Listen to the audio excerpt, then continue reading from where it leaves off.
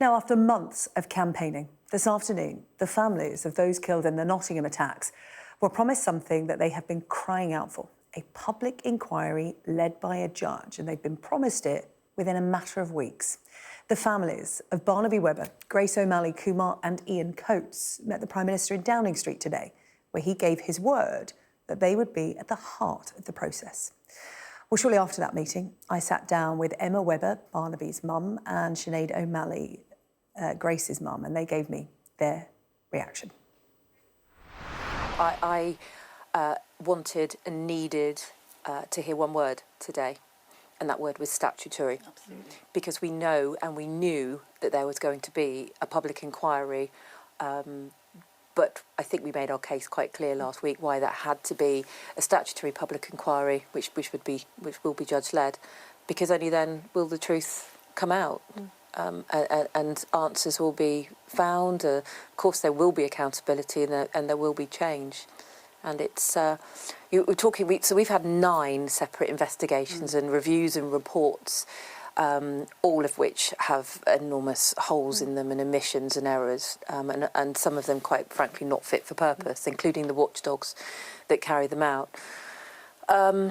So we've had to endure that, and it has been a tortuous process. But the report that came out last week, the one from NHS England, I think it's worth pointing out that Sinead said there's been thousands of deaths through mental health homicide. The report last week, there's been over 600 of those in the last of NHS England reports over the last 30 years, and in Nottingham alone since 2000 there've been 50 deaths through homicide related to mental health illness. And I think when you understand those statistics, and that report last week wasn't a landmark watershed moment of a great new investigation into serious failures. What it was actually yet another report to go up on a dusty shelf, with recommendations that would maybe be partially implemented. But the truth speaks for itself, and the statistics speak for themselves. A lot of these recommendations have been made before. Yeah. And it's not rocket science. The recommendations are one thing, it's the implementation. That's it. Yeah, and accountability and Absolutely. change.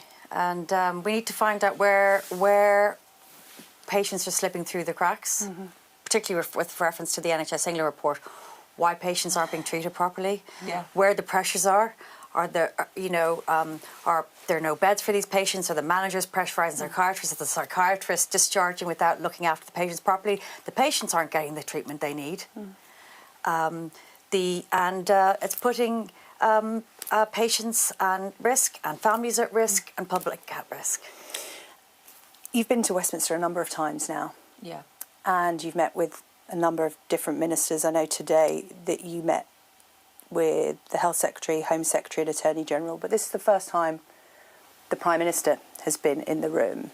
And Emma, you were very clear that this was the time to meet him.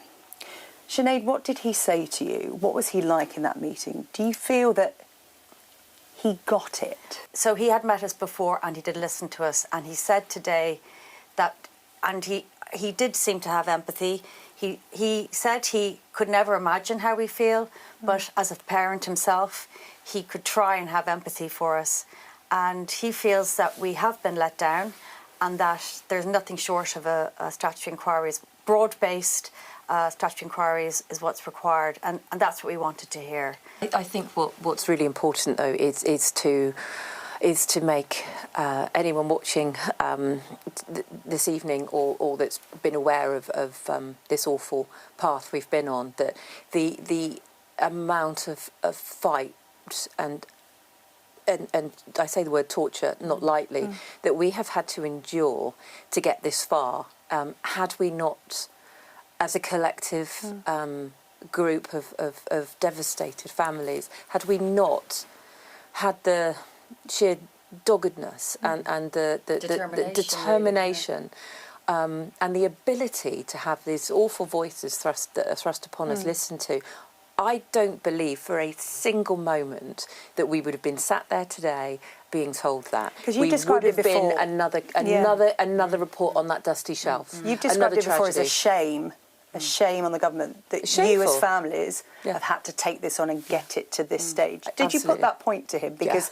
Many families who have suffered similar tragedies, who are fighting their own fights, trying to get answers, change, accountability, will have echoed that from their own circumstances. And you've had a direct line to the Prime Minister that they won't have. So did you make that clear to him? It was shameful. Because we've had that voice. We've chosen to use it, and thank God we did. But I can't remember who said it today. I think it might have been your husband who said today that it's also on behalf of all of the other families over the past decades that have been let down. I dread to think, SJ, how much like this has happened before, how many times it's happened before, and it's just been swept under the carpet. And the victims' voices, we're the victims here because the real victims, unfortunately, don't have voices anymore. So we are the victims should be in the centre of this. We haven't been treated like that. We've been treated like a sideline, like an annoyance. I do think there was a narrative today, though, in that room when where the members of the government did say you shouldn't have had to do this. No, they did accept that. They did accept that. Yeah, we have to you shouldn't have that. been put in this position. You know, just because myself and my husband are doctors doesn't mean that should, and some of our insight into the way things should work, and the fact that Sanjoy has worked with the Metropolitan Police and his insight, that shouldn't have been part of the driving force. Our knowledge shouldn't have been part of the driving force. You know, we shouldn't. It shouldn't just be by chance that we're able to bring some of these arguments to the fore. I noticed the whole family went in there today. Your sons as well, who have lost their siblings, and I've spoken to James before on the show about knife crime, and his thoughts on it. And as mums, of course, you're out there. As you said, there's that white hot rage, Emma, that as a mother drives you to do right by your children and to get justice for them. But I just wonder what it was like for the boys to be in there, because young voices are often overlooked. And particularly with knife crime, they are the voices in amongst this. Did the Prime Minister get a chance to talk to them? Did they get to speak today? And how did they come away feeling? It was definitely the right place for them to be in the room, and because they know how hard we've been working for this. Yeah, it's appalling that both of them, and they've both said this, both of the boys have said they're now only children, and they hate that. And I wonder sometimes how many more times can my heart break? How many more pieces can it shatter into? But I look at Charlie, and I look at how he's growing and developing, and all the things he's learning to drive now. He's driving Barney's old car, and I just think it's so cruel what's happened to him. It's unfathomable what's happened to them both, losing probably the closest person to them. But I know that they're remarkable boys, both of them. James is, I think, applying to universities and stuff now, isn't he? He's a year ahead of Charlie, and Charlie will be this time next year. And you think, dear God, can you imagine? You know, the thought of them going off to university. Like I said last week, you know, we took our 18-year-old to a city that was not safe to have him. That's no reflection on the people or the city, because it's amazing. But as other cases, is it safe to take can you take your children to holiday club? Could you let your children go on the bus to school? And no, knife crime is something that has to be addressed. It's an epidemic level in this country. We also took the opportunity today to speak with the Health Secretary about the mental health bill and the state of mental health services in this country, and how dangerous it is out there, because on the back of last week alone, we've all been contacted by so many people, so many individuals who are not getting the care they deserve or that their families or loved ones need and deserve. This miscarriage of justice, which we believe has taken place, has to be addressed.